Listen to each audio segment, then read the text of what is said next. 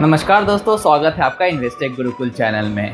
दोस्तों last week मैंने एक पोल किया था जिसमें मैंने आपसे पूछा था कि आपको किस टॉपिक पे इस वीक की वीडियो चाहिए। उस पोल के बेसिस पे दोस्तों आज मैं आपके लिए फाइनेंशियल प्लानिंग से रिलेटेड वीडियो लेकर के आया हूँ, जिसमें मैं आपको अपने किड्स, अगर आप स्टूडेंट हैं तो, और अगर आप अपना रिटायरमेंट प्लान करना चाहते हैं तो मैं आपको उसके फाइनेंशियल प्लानिंग के बारे में बताऊँगा।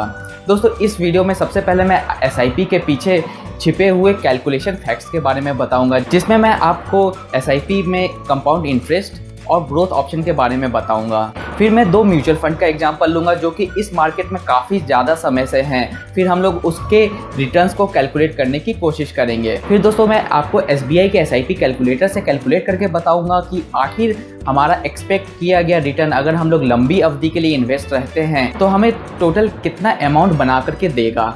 इस एग्जाम्पल को देखने के बाद और SBI के SIP कैलकुलेटर से कैलकुलेट करने के बाद में दोस्तों फिर हम लोग अपना इन्वेस्टमेंट प्लान सेलेक्ट करेंगे कि आखिर हम लोगों को अपने सैलरी का कितना अमाउंट इन्वेस्ट करना चाहिए और किस तरीके से इन्वेस्ट करना चाहिए ताकि हम लोग अपना अच्छा सा एक अमाउंट अपने फ्यूचर में बना सकें। उसके बाद दोस्तों मैं आपको 2 बेस्ट म्यूचुअल फंड के बारे में बताऊंगा जिसमें मैंने खुद से इन्वेस्ट किया हुआ है, जो कि काफ़ी भरोसेमंद हैं और उनमें हम लोग अगर इन्वेस्ट करते हैं तो हमें काफ़ी अच्छा अमाउंट लंबी अवधि में इन्वेस्ट करने के बाद में मिल सकता है। और दोस्तों फाइनली मैं आपको अपने इन्वेस्टमेंट के बारे में बताऊंगा जो कि मैंने अपनी बेटी के लिए किया हुआ है, और मैं बताऊंगा कि आखिर मैंने अपनी बेटी के लिए कैसे प्लान्स चुने हैं और उस इन्वेस्टमेंट स्ट्रेटजी के बारे में बताऊंगा।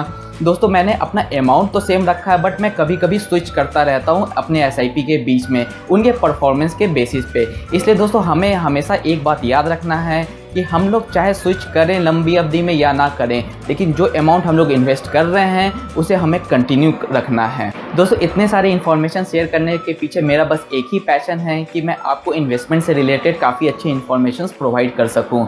इसलिए दोस्तों मेरे इस पैशन को प्लीज़ सपोर्ट करें और नीचे दिए गए सब्सक्राइब बटन को प्रेस करके बेल आइकन प्रेस कर दें।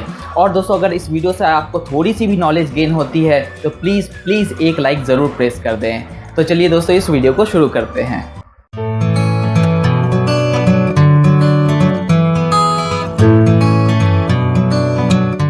तो चलिए दोस्तों सबसे पहले हम लोग SIP के कैलकुलेशन के पीछे छुपे फैक्ट्स को जानने की कोशिश करते हैं। दोस्तों सबसे पहला फैक्टर जो SIP को इतना प्रमोट करता है वो है कंपाउंड इंटरेस्ट। SIP में जो भी पैसा हम लोग इन्वेस्ट करते हैं उसके पीछे हमें कंपाउंड इंटरेस्ट के तहत पैसा आगे ग्रो करता है। कंपाउंड इंटरेस्ट को सिंपल शब्दों में अगर समझा जाए तो अगर हमने 100 रुपये का इन्वेस्ट किया है और मान लेते हैं कि हमें 10% का इंटरेस्ट मिला है पहले साल में, तो पहले साल के अंत में हमारा टोटल पैसा हो जाएगा 110 रुपये। उसी तरीके से अगर हमें सेकेंड ईयर में भी 10% का इंटरेस्ट मिलता है तो ये इंटरेस्ट कैलकुलेशन टोटल 110 रुपये के ऊपर में किया जाएगा, यानी कि सेकेंड ईयर में 110 रुपये पे 10% का इंटरेस्ट मिलेगा, यानी कि इस साल हमें 11 रुपये का इंटरेस्ट मिलेगा और अब हमारा टोटल अमाउंट हो जाएगा 121 रुपये। तो दोस्तों ये बहुत बड़ा फैक्टर है जो कि SIP में अच्छे ग्रोथ को प्रमोट करता है। अब दोस्तों सबसे पहला क्वेश्चन आपके दिमाग में ये आ रहा होगा कि RD भी तो सेम टाइप का इन्वेस्टमेंट है जिसमें हमें कंपाउंडिंग के थ्रू इंटरेस्ट पे आउट किया जाता है। तो इस सवाल का जवाब देने के लिए दोस्तों मैं आपको अगले फैक्ट्स के ऊपर में ले चलता हूँ। तो दोस्तों SIP में हम जो भी इन्वेस्टमेंट करते हैं उस इन्वेस्टमेंट पे हमें कुछ रिटर्न्स मिलते हैं, या तो सिंपल शब्दों में कहा जाए तो हमें उस इन्वेस्टमेंट पे प्रॉफिट मिलता है और इस प्रॉफिट को फंड हाउस वापस से इन्वेस्ट करती है जिससे हमें और भी अच्छा रिटर्न मिलता है। चलिए इस पर्टिकुलर फैक्ट को एक एग्जांपल के थ्रू समझते हैं। मान लेते हैं आपने जिस फंड में SIP शुरू किया है उसका NAV 100 रुपया है और 1 साल के बाद वो फंड 20% का रिटर्न देता है, तो अब उसका NAV 120 रुपया हो गया। अब इसी 120 रुपये को आपका फंड हाउस वापस से इन्वेस्ट करता है। मान लेते हैं सेकेंड ईयर में भी आपके फंड ने 20% का रिटर्न दिया है, तो अब फंड का NAV 144 रुपये हो जाएगा। इसी तरीके से दोस्तों आपका फंड हाउस आपके फंड के प्रॉफिट को वापस से इन्वेस्ट करता है और इस कंपाउंडिंग से आपको काफ़ी अच्छा रिटर्न मिलता है। तो इस तरीके से दोस्तों हम लोग देख सकते हैं कि SIP में जब भी हम इन्वेस्ट करते हैं तो पहला तो हमें कंपाउंड इंटरेस्ट मिलता है और सेकंड हमारा जो भी प्रॉफिट होता है उसे री इन्वेस्ट कर दिया जाता है जिससे हमें और भी बेहतर रिटर्न्स प्राप्त होते हैं। तो दोस्तों ये तो हो गई थ्योरेटिकल बात। अब प्रैक्टिकली हम लोग देखेंगे कि क्या सही में फंड्स इन दोनों बेसिस के ऊपर में अच्छे रिटर्न्स हमें देते हैं। तो आज मैं आपको 2 फंड का एग्जांपल दूंगा। सबसे पहला फंड है दोस्तों SBI फोकस्ड इक्विटी। ये मार्केट में तकरीबन 17 साल से अवेलेबल है तो चलिए इसके रिटर्न्स को हम लोग देखने की कोशिश करते हैं, जो कि इसके रेगुलर प्लान का रिटर्न है। दोस्तों अगर हम SBI फोकस्ड इक्विटी का रिटर्न सन 2005 से कैलकुलेट करेंगे सन 2020 तक, तो हम ये देख सकते हैं कि इसने अप्रॉक्सीमेटली 16.5% का रिटर्न दिया है। और मैं हमेशा आपको एक बात याद दिला दूं कि ये पर्टिकुलर कैलकुलेशन रेगुलर प्लान का है, क्योंकि सन 2013 के बाद ही हमारे देश में डायरेक्ट प्लान्स आई हैं। उसके पहले सिर्फ रेगुलर प्लान्स हुआ करती थी। और यहाँ पर ये बात ध्यान देने की ज़रूरत है कि डायरेक्ट प्लान में हमेशा रेगुलर प्लान से 1 से 1.5% का ज़्यादा रिटर्न मिलता है, क्योंकि डायरेक्ट प्लान में हमें कमीशन नहीं देना पड़ता है। और वो 1 से 1.5% का कमीशन जो कि हम रेगुलर प्लान में देते हैं वो हमारे प्रॉफिट में ऐड हो जाता है डायरेक्ट प्लान के, और हमारा रिटर्न 1 से 1.5% बढ़ जाता है। इसलिए दोस्तों अगर हम SBI फोकस का डायरेक्ट प्लान लेकर के चलते 15 साल तक, तो ये रिटर्न आराम से हमें 17.5 से 18% का मिल गया होता है। तो चलिए दोस्तों अब दूसरे एग्जाम्पल पे चलते हैं, जो कि Mirae Asset large cap fund का है। दोस्तों इसका रिटर्न अगर हम लोग 2008 से कैलकुलेट करेंगे 2020 के 1 जनवरी तक का, तो इसमें भी हम लोग देख सकते हैं कि हमें 16.53% का रिटर्न मिला है, और वो भी रेगुलर प्लान पे। यानी कि अगर इसका डायरेक्ट प्लान हम लोग ऑप्ट किए होते तो इसमें भी हमें 17.5-18% का रिटर्न आराम से मिल गया होता लंबी अवधि में। तो इसका मतलब है दोस्तों कि हमने ये बात देखा कि अगर हम अच्छे AMCs के साथ जाएंगे, अच्छे फंड्स के साथ जाएंगे, अच्छे फंड मैनेजर के साथ में जाएंगे, तो 16% का रिटर्न लेना कोई भी बड़ी बात नहीं है। तो दोस्तों अभी तक हमने SIP रिटर्न के पीछे के फैक्टर्स को जानने की कोशिश की है, फिर अच्छे फंड्स को सेलेक्ट करके उनके रिटर्न्स को कैलकुलेट करने की कोशिश की है। अब हम लोग इसी रिटर्न्स को SBI SIP कैलकुलेटर पे फीड करके देखेंगे कि अगर हम ये रिटर्न के हिसाब से अगर 15 साल, 20 साल, 25 साल का इन्वेस्टमेंट कैरी ऑन करते हैं तो हमें टोटल कितना अमाउंट मिलेगा 15 साल, 20 साल के बाद में। तो चलिए दोस्तों इसके लिए मैं आपको अपने लैपटॉप पे लेके चलता हूँ। तो दोस्तों मैंने SBI म्यूचुअल फंड का फाइनेंशियल प्लानिंग कैलकुलेटर वाली वेबसाइट को ओपन कर ली है। इस पर्टिकुलर वेबसाइट का लिंक मैंने डिस्क्रिप्शन में पेस्ट कर दिया है, और आप यहाँ से खुद की भी फाइनेंशियल प्लानिंग कर सकते हैं। तो दोस्तों हम यहाँ पे नीचे जाएंगे और रिटर्न वैल्यू कैलकुलेटर पे क्लिक करेंगे। तो दोस्तों हम लोग रिटर्न वैल्यू कैलकुलेटर पे आ चुके हैं। जैसे कि हम लोगों को अपना रिटर्न SIP पे कैलकुलेट करना है, इसलिए हम लोग इन्वेस्टमेंट टाइप में SIP पे क्लिक कर देंगे। और जैसे कि हम लोग को अपनी किड्स के लिए प्लानिंग करना है, तो प्लानिंग 2000 रुपये से शुरू कर सकते हैं। इसलिए दोस्तों हम लोग यहाँ पे इन्वेस्टेड अमाउंट 2000 कर देंगे। और दोस्तों जब हम लोग अपने किड्स की प्लानिंग कर रहे हैं तो हमें कम से कम ड्यूरेशन अपना 25 से 30 साल का रखना चाहिए, तभी जाकर हमें एक अच्छा कॉर्पस अमाउंट फाइनली मिलेगा। तो मैं इन्वेस्टमेंट ड्यूरेशन 30 साल का कर देता हूँ, यानी कि 2000 रुपये की SIP मैं अगले 30 साल तक इन्वेस्टेड रहूँगा। और यहाँ पे एक्सपेक्टेड रिटर्न में दोस्तों जैसा कि मैंने अभी आपको बताया कि 16% का रिटर्न कोई भी अच्छी सी AMC अच्छा सा फंड आपको दे देगा लंबी अवधि में। तो मैं यहाँ पे आपको 16% फीड कर देता हूँ, और इसके बाद मैं यहाँ कैलकुलेट पे क्लिक करता हूँ।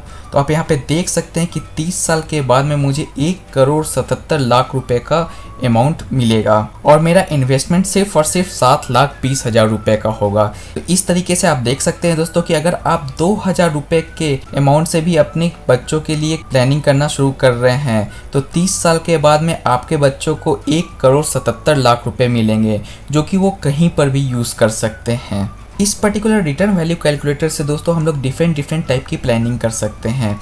अगर आप अपने रिटायरमेंट का प्लान करना चाहते हैं और आप चाहते हैं कि मैं बस 20 से 25 साल तक का ही इन्वेस्टमेंट करूं, तो दोस्तों आपको यहाँ पे एक बात समझने की ज़रूरत है कि आपको अपना इन्वेस्टमेंट अमाउंट थोड़ा बढ़ाना पड़ेगा, क्योंकि आप इन्वेस्टमेंट पीरियड घटा रहे हैं। तो मान लेते हैं कि आपने 2 से 3 हज़ार का इन्वेस्टमेंट अमाउंट बढ़ा दिया है और अपना इन्वेस्टमेंट पीरियड 25 साल कर दिया है, और आप 16% का ही सिर्फ रिटर्न एक्सपेक्ट कर रहे हैं। तो अगर हम लोग कैलकुलेट पे क्लिक करेंगे तो मुझे यहाँ पे 1,18,00,000 रुपये का लमसम अमाउंट मिलेगा मेरे रिटायरमेंट पे, जो कि काफ़ी अच्छा अमाउंट है, और उस समय मैं इसका काफ़ी अच्छे से यूज़ भी कर सकता हूँ। तो दोस्तों यहाँ से हमने देखा कि कैसे हम लोग अपनी किड्स की प्लानिंग भी कर सकते हैं, और कैसे हम लोग अपना रिटायरमेंट प्लान भी कर सकते हैं।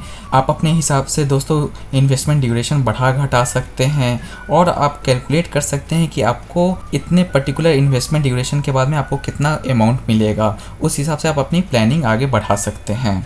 उसी तरीके से दोस्तों अगर आप एक स्टूडेंट हैं और आपके पास में 2 या 3 हज़ार रुपये नहीं है मंथली इन्वेस्ट करने के लिए, तो उस कंडीशन में दोस्तों हम लोग SIP के दूसरे कैलकुलेटर पे चलते हैं।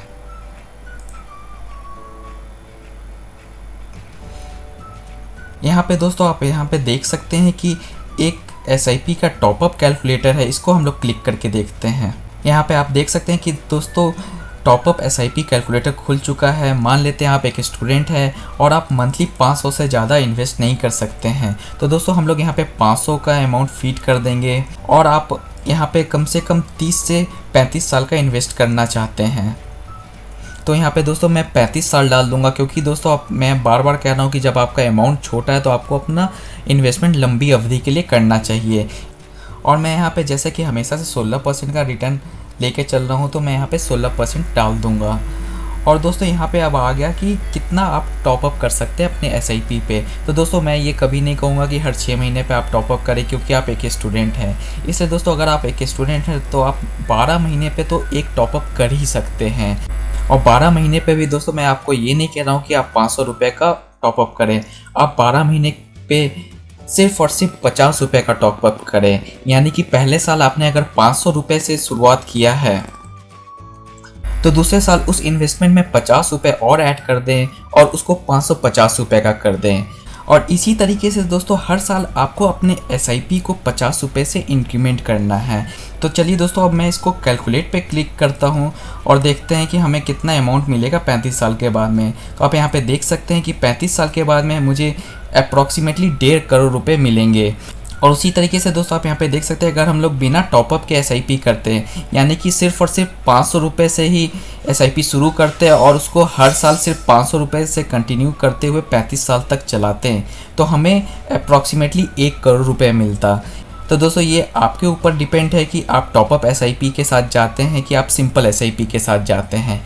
मेरी माने तो हर समय हम चाहे अपने किड्स की प्लानिंग कर रहे हों, अगर रिटायरमेंट प्लान कर रहे हो, या तो अगर आप स्टूडेंट हैं तो आप टॉपअप SIP ज़रूर करें। आप अपने SIP को हर कुछ साल पे ज़रूर बढ़ाएं। तो दोस्तों इस तरीके से हमने देखा कि कैसे हम लोग छोटे से अमाउंट से भी शुरू कर सकते हैं, बट हमें एक बात ध्यान देने की ज़रूरत है कि हम जो भी अमाउंट से शुरुआत करें उसे हम लंबी अवधि तक कंटिन्यू रखें और इससे हमें एक अच्छा अमाउंट फाइनली मिलेगा। तो दोस्तों अब सबसे बड़ा फैक्टर आ गया कि हम लोग अब इन्वेस्ट कहाँ करें और ऐसा कौन सा सेक्टर है या ऐसे कौन से फंड्स हैं जिसमें हम लोग इन्वेस्ट करेंगे तो हमें अच्छा खासा कम से कम 16% का रिटर्न तो मिल ही जाएगा 20 से 25 साल के इन्वेस्टमेंट में। तो दोस्तों पहली बात तो मैं आपको ये बता दूं कि आप कोई भी अच्छे AMC के साथ जाएं और कोई भी अच्छा फंड चुने, वो आपको 16% तो मिनिमम देगा ही देगा।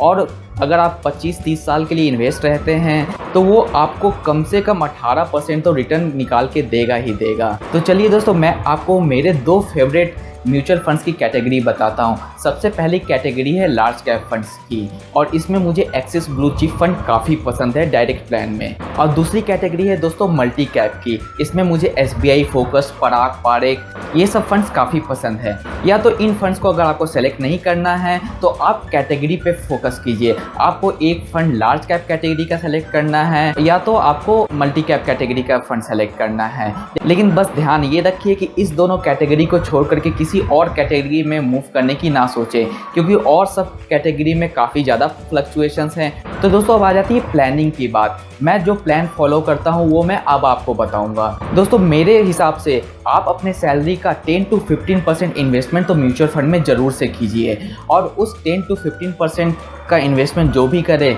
उसमें से 30% का इन्वेस्टमेंट लार्ज कैप में करें, 30% का इन्वेस्टमेंट मल्टी कैप में करें, 20% का इन्वेस्टमेंट लार्ज मिड कैप में करें और 20% का ही इन्वेस्टमेंट सिर्फ स्मॉल कैप में करें। मैं स्मॉल कैप में 20% से ज़्यादा इन्वेस्टमेंट करने की कभी भी सलाह नहीं देता हूँ। दोस्तों ये तो हो गए इन्वेस्टमेंट प्लानिंग। अब मैं आपको अपनी इन्वेस्टमेंट दिखाता हूँ जो कि मैंने अपने किड के लिए किया है और मैं इसे काफ़ी लंबी अवधि के लिए रखना चाहता हूँ। इसमें मैंने 2 फंड सेलेक्ट किए हैं। सबसे पहला SBI फोकस्ड इक्विटी जो कि एक मल्टी कैप है और मैं recently axis blue chip fund में भी इन्वेस्टमेंट करना शुरू कर दिया है जो कि एक लार्ज कैप फंड है। और मैं आपको SBI और एक्सिस के वेबसाइट पे जाके लॉगिन करके अपने फ़ंड डिटेल्स दिखाऊं उससे पहले मैं आपको एक और इन्फॉर्मेशन दे देता हूं कि SBI फोकस इक्विटी में इन्वेस्ट करने से पहले मैं किसी और फंड में इन्वेस्टेड था, लेकिन उस फंड को 3 से 4 साल के इन्वेस्टमेंट के बाद में मुझे वो फंड पसंद नहीं आया और पिछले 1 साल से उसके AMC की परफॉर्मेंस अच्छी नहीं थी, तो मैंने उस फंड से स्विच करके SBI फोकस इक्विटी में स्विच कर लिया। और उससे निकाला गया टोटल पैसा मैंने SBI फोकस्ड इक्विटी में पहले तो लमसम इन्वेस्ट कर दिया और फिर मैंने तुरंत SBI फोकस्ड इक्विटी में एक SIP प्लान स्टार्ट कर ली, जिससे मेरा कोई भी ब्रेकडाउन नहीं हुआ इस पर्टिकुलर स्विच में। तो चलिए दोस्तों, फिर से मैं आपको अपने लैपटॉप पे लेके चलता हूँ और मैं अपनी इन्वेस्टमेंट दिखाता हूँ। तो दोस्तों इस पेज में मैंने SBI म्यूचुअल फंड का वेबसाइट ओपन कर रखा है और नेक्स्ट पेज में मैंने एक्सिस म्यूचुअल फंड का वेबसाइट ओपन कर रखा है। तो चलिए फटाफट दोनों वेबसाइट पे लॉगिन करते हैं, फिर मैं आपको अपने इन्वेस्टमेंट डिटेल्स दोनों पे दिखाऊंगा।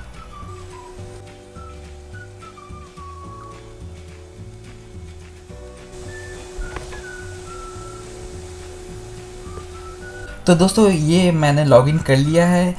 ये SBI म्यूचुअल फंड का आप यहाँ पे देख सकते हैं कि ये मेरा लॉगिन पेज है और आप यहाँ पे देख सकते हैं कि मेरा इन्वेस्टमेंट कॉस्ट है 1,27,000 का, जो कि मैंने अभी तक इन्वेस्टमेंट किया है और करंट वैल्यू 1,06,000 की ही बची हुई है अभी। और एक्चुअली में अभी मुझे अप्रॉक्सीमेटली 16 से 17% का निगेटिव रिटर्न मिल रहा है, यानी कि लॉस में चल रहा हूँ मैं। लेकिन दोस्तों मुझे इससे बिल्कुल डर नहीं लग रहा है, क्योंकि मुझे पता है कि ये बाद में जाकर के मुझे अच्छा खासा रिटर्न देगा। और दोस्तों जैसा कि मैंने पहले आपको बताया है कि SBI फोकस्ड इक्विटी से पहले मैं दूसरे फंड में था और इस फंड में मैं स्विच होकर के आया हूँ। अगर मैं उस फंड में अभी तक बना रहता तो उस फंड में अप्रॉक्सीमेटली मुझे 25 से 30% का लॉस सहना पड़ता, जो कि अभी 16 से 17% के बीच का है। तो इस बात से मैं अपने आप को दिलासा दे सकता हूँ कि मैंने 10 से 15% का एक्स्ट्रा लॉस बचा लिया इस पर्टिकुलर फंड में स्विच करके। तो दोस्तों ये तो हो गई SBI फोकस इक्विटी की इन्वेस्टमेंट, जो कि मैंने अपने फ्यूचर के लिए या तो कहें मैंने अपने किड्स के फ्यूचर के लिए बना के रखा है। उसी तरीके से दोस्तों एक्सिस में भी मैं लॉगिन हो चुका हूँ और आप यहाँ पे डैशबोर्ड में देख सकते हो कि टोटल इन्वेस्टमेंट अमाउंट 11,000 है और इसमें मुझे अभी सिर्फ 27 रुपये का लॉस दे रहा है। और मैंने बताया है कि इसमें मैं रिसेंटली इन्वेस्ट करना शुरू किया है। तो आप यहाँ पे सिस्टमेटिक प्लान्स पे आप जाके अगर देखेंगे तो आप यहाँ पे देख सकते हैं कि मेरी 2 SIP चल रही है। पहली SIP axis blue chip fund की, दूसरी SIP है एक्सिस स्मॉल कैप फंड की। एक्सिस ब्लू चिप फंड 3,000 रुपये की SIP चल रही है और ये बेसिकली मैंने बहुत ही लंबी अवधि के लिए इसे ले रखा है और ये मैंने अपने किड्स के फ्यूचर प्लानिंग के लिए इस पर्टिकुलर SIP को चुन रखा है। और दोस्तों आप यहाँ पे देख सकते हैं कि मैंने एक्सिस स्मॉल कैप फंड में भी इन्वेस्ट किया है, लेकिन दोस्तों इसमें इन्वेस्ट करने का पर्पस अलग है और इसका रिटर्न भी मुझे काफ़ी डिफरेंट मिलेगा एक्सिस ब्लू चिप फंड से। और दोनों फंड में मैंने दूसरे पर्पस से इन्वेस्ट किया है। और इसी तरीके से दोस्तों मैंने मीरा एसेट में भी इन्वेस्टमेंट किया है, मैंने मोतीलाल ओसवाल के फंड्स में भी इन्वेस्टमेंट किया है और सारे फंड्स में इन्वेस्ट करने का मेरा अलग अलग प्लान है। किसी प्लान को मैंने अपने रिटायरमेंट के लिए बचा के रखा है। इसी तरीके से दोस्तों आप भी अपने पर्पस के अकॉर्डिंग डिफरेंट प्लान्स को सेलेक्ट कर सकते हैं और उसे कम से कम 20-25 साल के बाद ही उसे रिडीम करें, ताकि आपको एक बहुत ही अच्छा कॉर्पस अमाउंट मिले और आप उसको बहुत ही अच्छे से यूज़ कर पाएँ। तो दोस्तों इस वीडियो से हमने देखा कि कैसे हम लोग लंबी अवधि में इन्वेस्ट रह करके एक अच्छा खासा अमाउंट और कॉर्पस जनरेट कर सकते हैं। आशा करता हूँ आपको ये वीडियो पसंद आया होगा। अगर आपको ये वीडियो पसंद आया है और इस चैनल के कंटेंट्स पसंद आ रहे हैं तो दोस्तों प्लीज़ लाइक शेयर सब्सक्राइब करना ना भूलें। तब तक के लिए दोस्तों खुश रहें, स्वस्थ रहें एंड कीप इन्वेस्टिंग। जय हिंद।